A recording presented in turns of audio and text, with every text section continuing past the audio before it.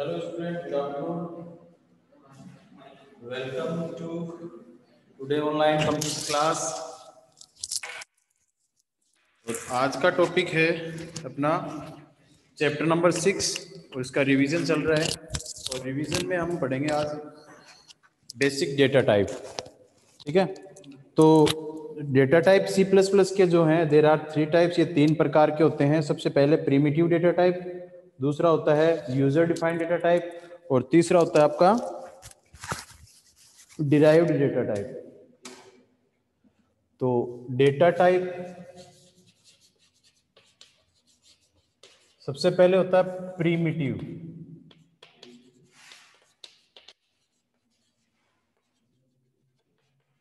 Primitive data type में आते हैं आपके इंटीजर। आपको पता होगा इंटीजर क्या होता है। इंटीजर में 2 बाइट इसकी रेंज होती है, 2 बाइट तक की रेंज के तक के डेटा को स्टोर कर सकता है।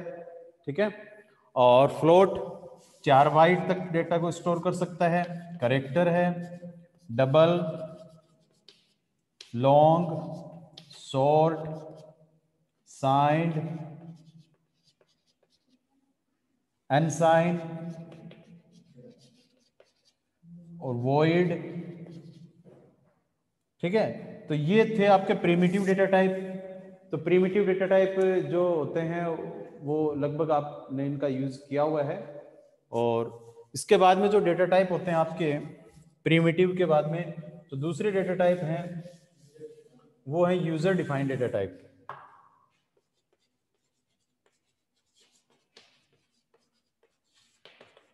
तो यूजर डिफाइंड में सबसे पहले आता है क्लास, स्टैक, यूनियन और एन्यूमरेशन। ये 4 डेटा टाइप आते हैं आपके यूजर डिफाइंड डेटा। तो सी लैंग्वेज में तो जो प्री डिफाइंड डेटा टाइप थे, जो पहले से डिफाइंड हैं, वो उनका हम यूज करते थे। बट अब जो सी प्लस प्लस उसमें ये 3 डेटा टाइप हैं, क्लास, स्ट्रक्चर, यूनियन और एन्यूमरेशन। अब इनका तीनों का एक साथ मैं आपको बता देता हूँ कि इसमें क्या क्या कॉमन चीजें हैं और क्या क्या इनके अंदर डिफरेंस है। तो इन तीनों को एक साथ मैं आपको समझा देता हूँ।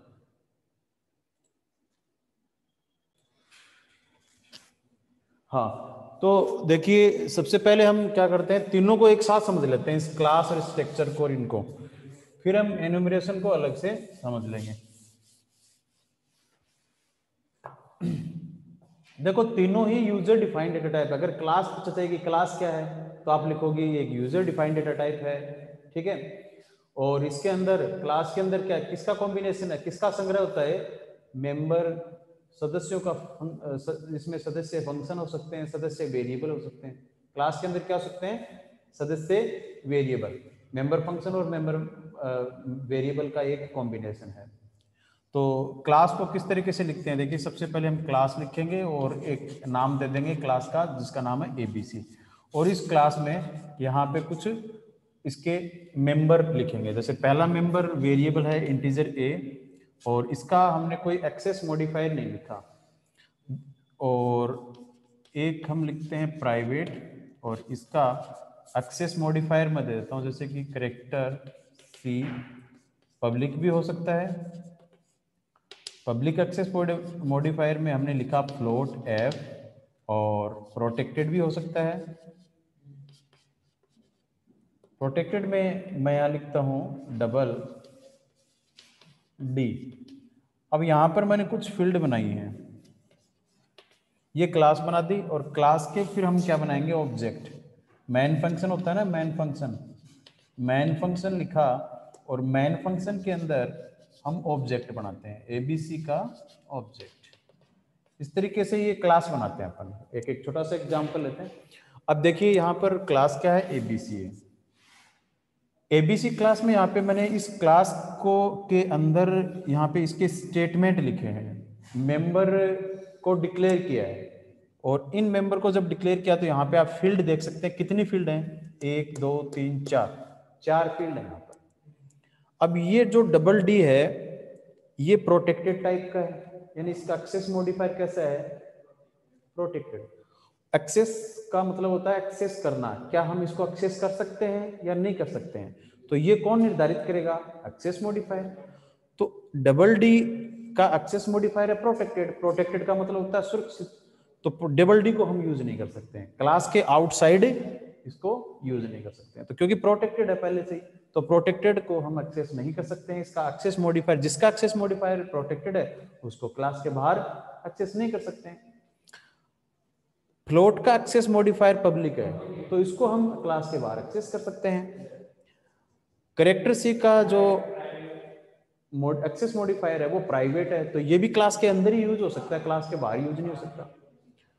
इस इंटीजर ए का कोई एक्सेस मॉडिफायर ही नहीं है, तो जिसका एक्सेस मॉडिफायर नहीं होता उसका प्राइवेट होता है, तो वो भी प्राइवेट ही है। इंटीजर ए भी प्राइवेट है और कैरेक्टर सी भी प्राइवेट ही है, दोनों प्राइवेट है, तो इनको भी क्लास के बाहर हम एक्सेस नहीं कर सकते। तेरे पीछे बैठा वो, हाँ एक बार थोड़ा देख ले क्या कर रहा है, तो बाद में कर लेना जो कर रहा है? एक बार यहाँ देख ले क्यों।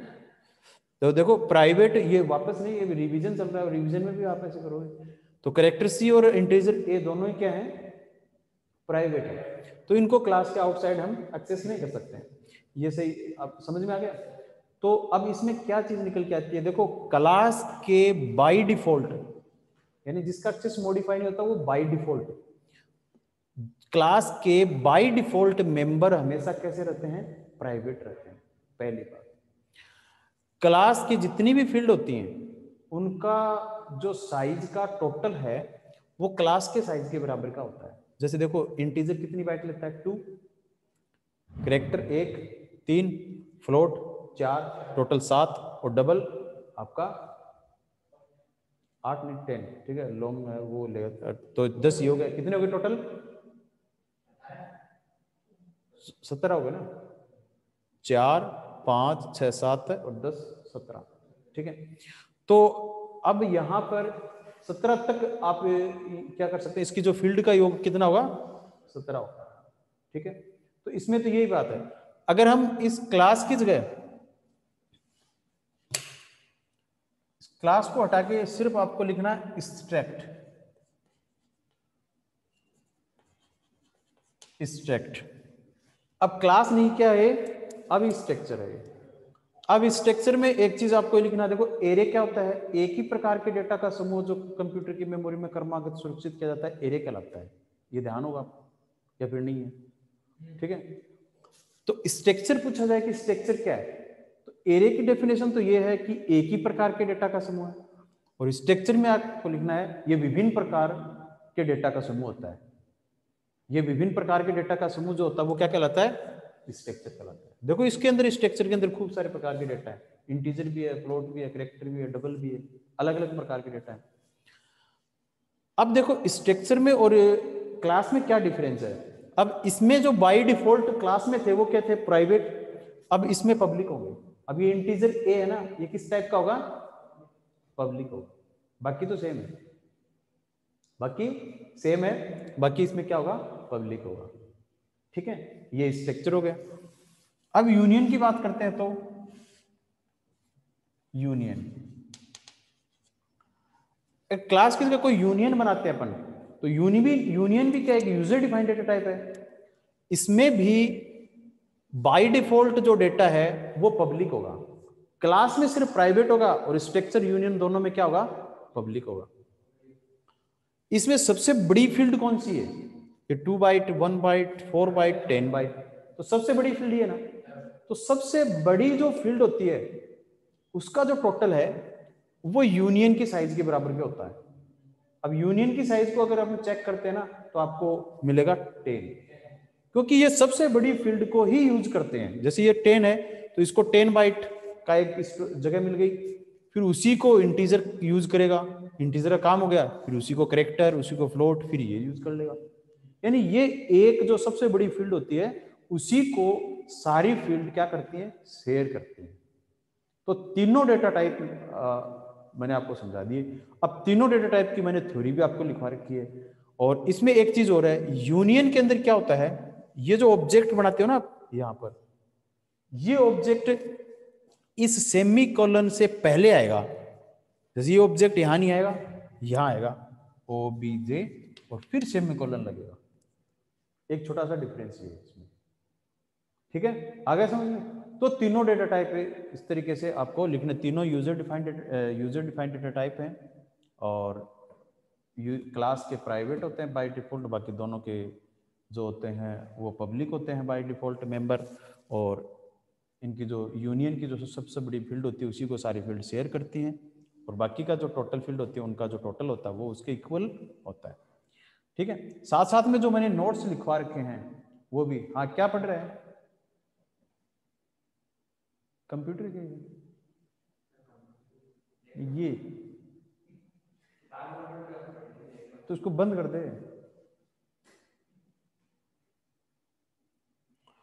तो आ गया समझ में तीनों चीजें, ठीक है।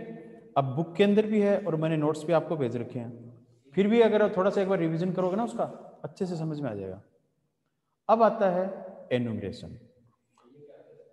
एनुमरेशन यानी कि जो चौथा जो डेटा टाइप है वो, एनुमरेशन किसी श्रृंखला के काम में आता है। एनुमरेशन का मतलब होता है, एनुम जो डेटा टाइप है उसका पूरा नाम है एनुमरेशन। ऐसे जैसे स्ट्रक्चर है तो उसका एक शॉर्टकट ले लिया हमने स्ट्रक्ट, ठीक है, तो इसका हमने लिया है एनुम। एनुम कोई भी एक ही प्रकार के जो डेटा होते हैं उनका समूह होता है, उनका एक नाम दिया जाता है। जैसे हम लिखते हैं कोई भी एनुम डेटा टाइप का एक कलर, ठीक है। अब कलर के अंदर क्या हो सकते हैं, जैसे रेड है, अब रेड इक्वल 1 कर दिया, फिर कोमा, ब्लू इक्वल 2 कर दिया, फिर ब्लैक इक्वल 3 कर दिया।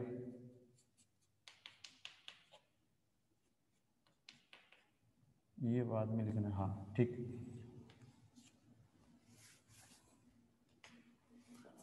अब यहां पे मैंने कलर नाम का एक वेरिएबल डिक्लेयर किया जो कि एनुमरेशन डेटा टाइप है, ठीक है।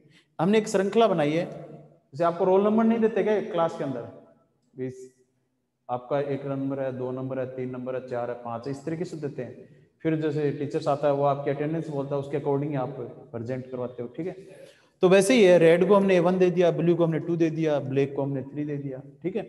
और उनको एक श्रृंखला बना के उसका सबका नाम दे दिया कलर, ठीक है। यानी एक अलग से डेटा टाइप बना लिया, जैसे इंटीजर टाइप का। अब हम ऐसे कर देखो लिखते हैं ना, इंटीजर आई, अब आई किस टाइप का, इंटीजर टाइप का। अब ये न लिख के अब ये लिखेंगे कलर, इंटीजर का कलर और चेयर। अब चेयर जो है वो किस टाइप की है, कलर टाइप की है, ठीक है।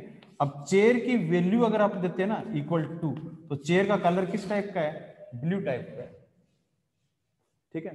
तो इस टाइप का जो श्रृंखला बनाते हैं, श्रृंखला के अंदर किसी वेरिएबल को कोई पर्टिकुलर नंबर हम असाइन करते हैं, तो वो एनुमरेशन के अंतर्गत आता है, ठीक है। आगे समझ में। तो ये थे आपके यूजर डिफाइंड डेटा टाइप, चारों मैंने बता दिए। अगर इनमें से कुछ पूछना है तो पूछ सकते हो, अदरवाइज हम नेक्स्ट टॉपिक पे चलें।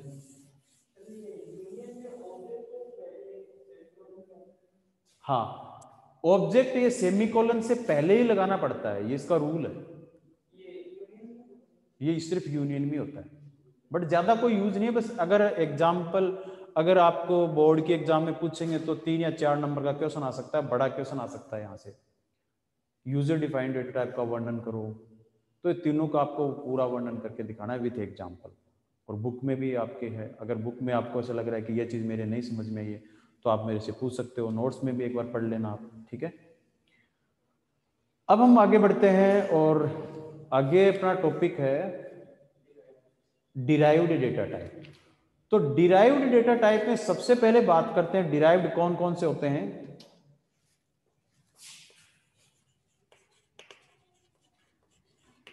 एरे, एरे तो आपको पता ही है, अभी मैंने आपको डेफिनेशन बता के गया हूं।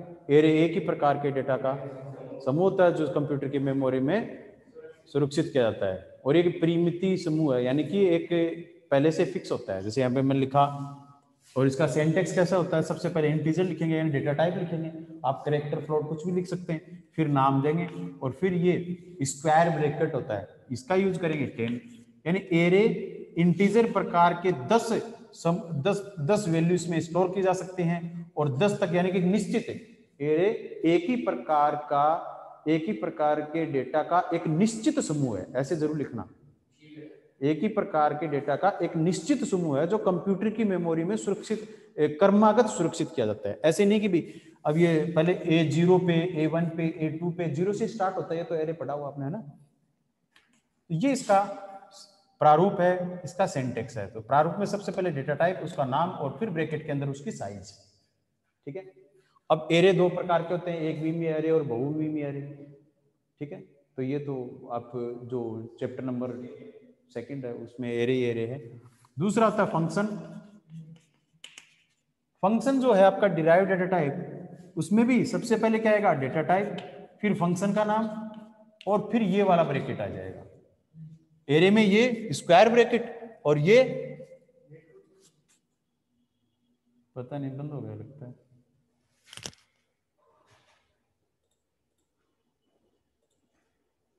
चल रहा है ना।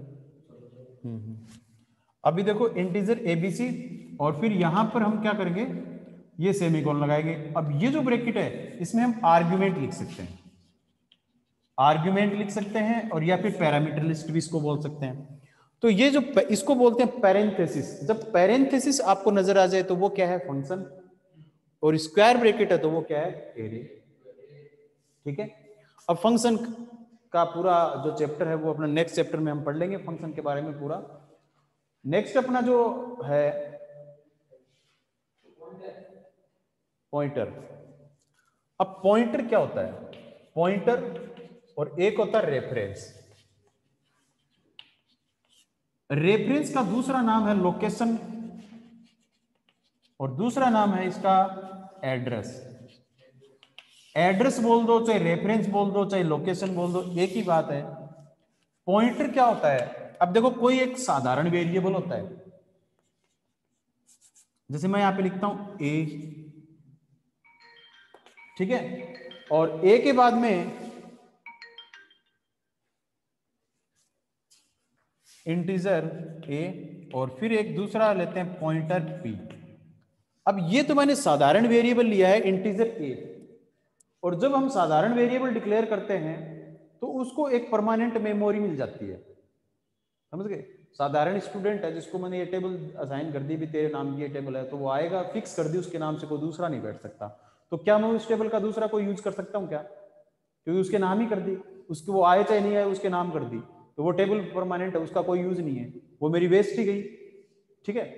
अगर हम इस चीज को परमानेंट न करके हम क्या करें, ये यूज करें, पॉइंटर पी यूज करें।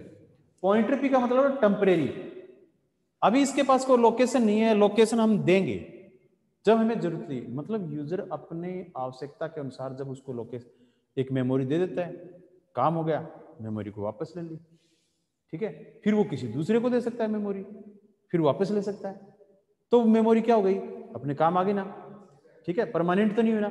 तो ऐसे ही मान लीजिए कोई ये क्या करता है, ये पॉइंटर, इसके पास खुद की मेमोरी तो है नहीं, ये पॉइंटर जो वेरिएबल होता है, पॉइंटर टाइप का एक विशेष प्रकार का वेरिएबल है, ये साधारण वेरिएबल का एड्रेस लेता है। क्या करता है, साधारण वेरिएबल का एड्रेस। अब इसको तो परमानेंट मिल गई, इसको एक दे दिया, चेयर अलॉट कर दी, दूसरा स्टूडेंट आया, उसी को दूसरी सीट ने देकर वही मेमोरी दे दी कि दोनों की, यानी कि दोनों एक ही मेमोरी से यूज कर सकते हैं। तो दो जगह अपनी मेमोरी यूज नहीं हुई ना, एक ही मेमोरी को यूज कर रहे हैं दोनों, ठीक है। तो जो दूसरा यूज करने वाला है वो होता है पॉइंटर पी, ठीक है। अब इसका रेफरेंस या फिर इसका एड्रेस, इस साधारण वेरिएबल का जो एड्रेस है वो कैसे इसको देते हैं, देखिए इक्वल का साइन लगाओ और रेफरेंस का जो साइन होता है, रेफरेंस का वो ये होता है, और पॉइंटर का साइन होता है वो ये होता है, ठीक है। अब रेफरेंस देंगे किसका, ए का, ए अपना रेफरेंस दे रहा है किसको, इस पी को, ए अपना रेफरेंस दे रहा है पी को। अब देखो ए को हम देखते हैं कि ए का एड्रेस क्या है, तो ए का एड्रेस हम करेंगे सी आउट एड्रेस ऑफ ए, तो आपको मिलेगा 101, मतलब एग्जांपल, ठीक है। दूसरा करता हूं सी आउट इस पी का एड्रेस देखने के लिए, P का भी आपको 101 मिलेगा, क्योंकि दोनों का सेम एड्रेस हो गया, और सेम एड्रेस हो गया तो सेम ही वैल्यू होगी। जैसे मैं यहाँ पे A को देता हूँ 10, ठीक है, तो ये तो एड्रेस चेक करने का तरीका है। अब इनकी वैल्यू चेक करते हैं, तो वैल्यू चेक करने के लिए सबसे पहले A की वैल्यू चेक करेंगे, तो A की वैल्यू क्या है 10, और फिर हम P की वैल्यू चेक करेंगे, तो पॉइंटर P की वैल्यू चेक करेंगे तो आएगा 10, दोनों की सेम वैल्यू आएगी। एड्रेस चेक करने के लिए देखो यहां पे आपको बिना पॉइंटर के P लिखना है, एड्रेस प्रिंट हो जाएगा पॉइंटर वेरिएबल का, और इसका एड्रेस देखने के लिए हमें एड्रेस लगाना पड़ेगा पीछे, और बिना एड्रेस के आप A लिखते हो तो वैल्यू प्रिंट होगी, और पॉइंटर के साथ में आप P लिखते हो तो वैल्यू प्रिंट होगी। तो इस तरीके से हम रेफरेंस और पॉइंटर दोनों को हमने समझ लिया। आगे समझ में? हाँ भी स्टूडेंट, ठीक है। अब आगे बढ़ते हैं, बताओ नेक्स्ट अपना आज का जो टॉपिक है वो है टाइप, कॉम्पेटिबिलिटी, कास्टिंग और कन्वर्जन। यानी इसको टाइप कॉम्पेटिबिलिटी भी बोलते हैं, टाइप कन्वर्जन भी बोलते हैं, और टाइप कास्टिंग भी बोलते हैं। देखो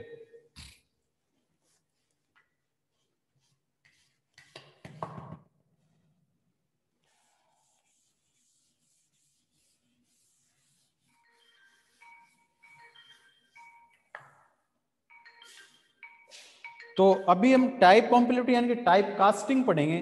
तो टाइप कास्टिंग में सबसे पहले हम देखते हैं टाइप कन्वर्जन बोल सकते हैं इसको, टाइप कॉम्पेटिबिलिटी बोल सकते हैं, टाइप मतलब अलग अलग नाम से इसको बोल सकते हैं। तो देखिए सबसे पहले डेटा कन्वर्जन क्या होता है। इंटीजर I इक्वल 5 और फ्लोट F इक्वल 10.5। हमने दो वेरिएबल लिए हैं I और F।